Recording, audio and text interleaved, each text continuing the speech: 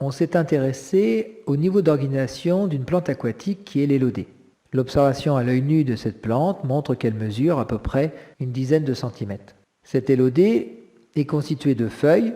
Donc l'élodée est un organisme constitué d'organes, les feuilles d'élodée. Ces feuilles sont constituées, si on regarde de plus près au microscope optique, d'un parenchyme de cette feuille d'élodée. Un parenchyme est un tissu, c'est-à-dire un ensemble de cellules qui se ressemblent et qui réalisent une fonction bien précise. Des cellules spécialisées qui mesurent plusieurs dizaines de micromètres. À l'intérieur de ces cellules, on a pu observer des compartiments, comme les chloroplastes, qui sont de l'ordre d'une dizaine de micromètres. Mais on peut observer d'autres compartiments, comme les mitochondries. On pourrait aussi parler du noyau. Ces organites contiennent, sont formés ou produisent des éléments de plus petite taille, de l'ordre du nanomètre, que l'on appellera des molécules. Une des molécules contenues dans le chloroplaste s'appelle la chlorophylle. Donc si on résume le niveau d'organisation du vivant, un organisme est constitué d'organes, qui est constitué de tissus, lui-même constitué de cellules contenant des compartiments intracellulaires qui sont des organites. Ces organites sont constitués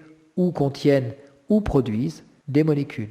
Bien sûr, on parle ici d'un organisme pluricellulaire.